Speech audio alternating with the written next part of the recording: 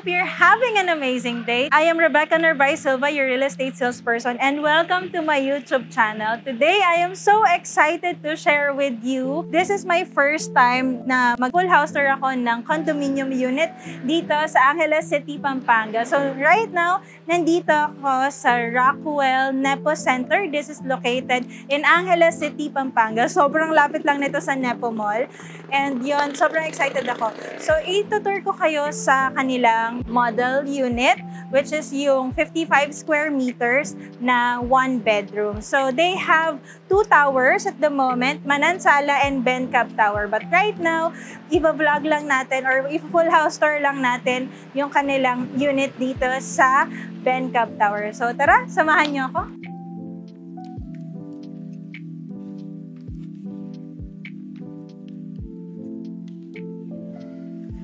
So, bago tayo pumasok dito sa kanilang dress-up model, bigyan ko lang po kayo ng quick background. Isa lang to sa kanilang mga models. So, they have 35 square meters, 45 square meters. Meron silang 1-bedroom studio type na mga models.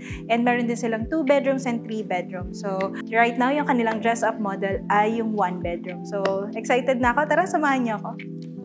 So, pagpasok ko kaagad dito sa kanilang 1-bedroom, 55 square meters, napansin ko kaagad na open concept space, very spacious yung kanilang condo unit. Tapos, on the left side, nandito kaagad yung kanilang kitchen. So, i-mention ko lang, yung height ng ating floor to ceiling is nasa around 9.5 feet, which is mas mataas kesa sa standard. Tapos, dito, kung nasan ako, ito yung kitchen area. So, ang ginamit nilang flooring dito is 600 by 600 millimeters homogeneous tiles. Tapos, bago ako pumunta doon, dito muna, ang kanilang bar countertop is solid surface. Very good yung pagka-built. Tapos, dito din, meron siyang base cabinet dito sa baba na high gloss yung pagka-laminate. Tapos, moving forward, dito sa area na to, nandito yung kanilang gas range. Pero, kapag ito-turn over sa atin tong condo unit, hindi kasama itong gas range. So, nilagay lang dito para magkaroon tayo ng idea na pwedeng lagyanan to ng gas range. Nandito din yung kanilang range hood. Pero itong wall hang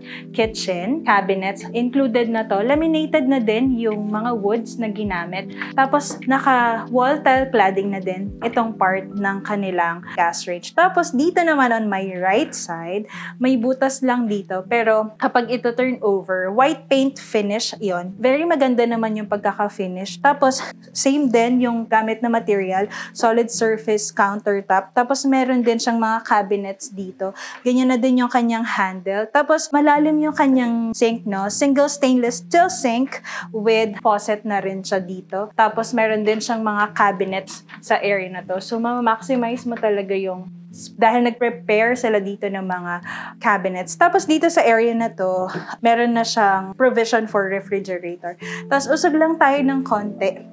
Dito sa part na to, meron siyang space or meron siyang setback. Ito daw, space na to, perfect siya pag lalagyanan mo siya ng dryer and washer. So, usog lang tayo ng konti. Kung mapapansin niyo po, may shelves silang nilagay dito. Pwede din siyang ipa-remove or pwedeng walang shelves. Kung gusto niyo, parang yung magkapatong na washer and dryer. So, okay yan. So, dito, wala lang siyang pintuan, no? Pero kapag ito turn over sa atin, itong condo unit, meron siyang pintuan dito. So, ang tawag daw nila dito ay two-way na toilet and bathroom. So, other term, it's a Jack and Jill na bathroom, no? Kasi dalawang door from kitchen to toilet and bathroom. Tapos yung isa mamaya, from bedroom to toilet and bathroom. So, mamaya natin i-check yung kanilang toilet and bathroom pag nandun na tayo sa bedroom. Tara!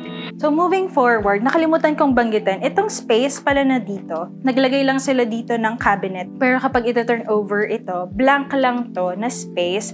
Tapos, white paint finish lang siya. So, wala siyang cabinet. Meron kang privilege kung gusto mong palagyan ng cabinet or plain lang siya na ganyan. Wala din siyang mirror sa side na to. Tapos, move lang tayo ng konti dito sa part na to. Ito yung ating dining area. So, nag-prepare sila dito ng 4-seaters dining table. So, ito na yung ating dining area. Tapos, bago ko pala makalimutan, ang ganda ng kanilang flooring. Gumamit sila dito ng engineered wood flooring, no? Tapos, usog lang tayo ng konti. nandito yung kanilang living area. So, very nice. Ang ganda ng concept, no? So, sa area na to, kasya yung 3-seaters, kasya pa hanggang 4-seaters kung gusto mong i-extend doon. Mayroong mga nakaabang na electrical outlets doon, 2 electrical outlets. Tapos dito din, yung kanilang television na area. Tapos meron din silang naka-prepare na TV console. Pero yun nga po, since this is a dress-up model, all furnitures, fixtures, appliances, and movable items are not included. I'll try to mention kung ano yung itsura ng turnover unit. So dito, wala siyang TV, wala siyang cabinet, white paint finish lang siya all throughout hanggang dun sa ating door. Tapos usog tayo ng konti. So dito, sa area na to, ito na yung may balcony na area. So this is 55 square meter, 1 bedroom na Ben Cab condo unit, no? So dito, saglang ako konti.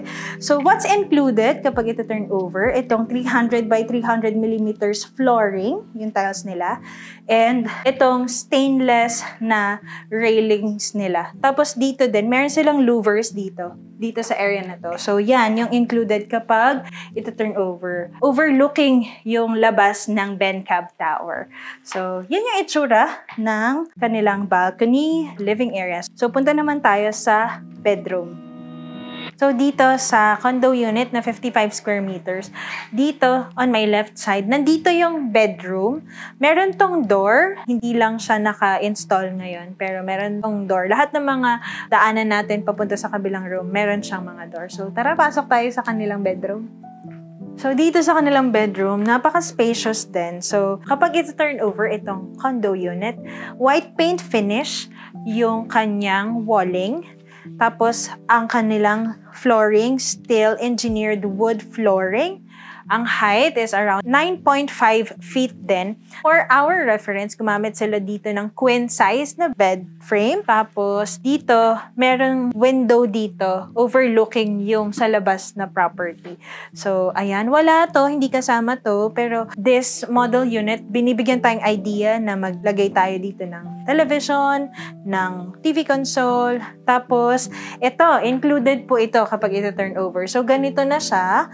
Meron siyang kabitan ng mga damit. Ganyan na yan kapag ito turn over. Laminated yung wood na gamit with handle dito sa side na to. Tapos, may setback din siya dito sa side na to na pwede din natin palagyan ng cabinets din. So, dito, di ba kanina hindi natin na-check yung toilet and bathroom. So, dito sa bedroom, meron kang access going sa iyong bathroom. So, meron din siyang pintuan dito. And ayan, punta lang tayo dito. Kanilang flooring ay homogeneous tiles. Ang size is 300 by 600 mm. Part na to, nandito din yung kanilang lavatory, solid surface, countertop. So, yung kanilang basin is under counter kasi ito nasa malalim. Color ang brand, tapos meron na rin siyang base cabinet, high gloss din yung kanyang ginamit na cabinet. Meron ditong electrical outlet on this side, and meron siyang turnover na mirror. Tapos dito, wala na siyang mirror dito. So parang dito dress-up model, in-extend lang nila yung mirror para maglagay ng medicine cabinet. So, ayan. Hindi po ito included, pero kung gusto mo magpa-install, pwede naman din. Included na din itong water closet. Tapos, meron lang ditong partition. Yan, medyo elevated yung partition. Very good din yung partition dito para yung water hindi siya lumalabas papunta din sa toilet area. So, kasama na din tong full glass enclosure. So, ayan. Pwede mo sabit dito yung towel mo. Tapos, meron na din palang sabitan doon sa area na yun. Tapos, dito naman, ang ganda ng turnover na shower. Meron siyang rain-type shower, meron din siyang telephone-type shower, and meron siyang faucet dito. So, nakadesign yung kanilang faucet for hot and cold. Tapos, included na din itong lalagyanan ng toiletries kapag ito turn over sa atin. So, yung kanilang shower area, nakatiles na siya from floor to ceiling. So, very good, very nice yung idea. Balik tayo ulit dun sa kanilang living area. And if you are interested na kumuha ng property dito sa Rockwell Nepo Center, you may message me sa aking Facebook account, Rebecca Narbay Silva, or you can also message me directly sa mga phone numbers na nakikita nyo sa screen, or you can message me sa Viber, WhatsApp, Telegram. And kung di ka pa nakasubscribe sa aking YouTube channel, please click that subscribe button and hit that notification bell para lagi kang updated sa aking mga latest na videos. Once again, thank you very much po sa inyong panonood. Have a nice day, everyone!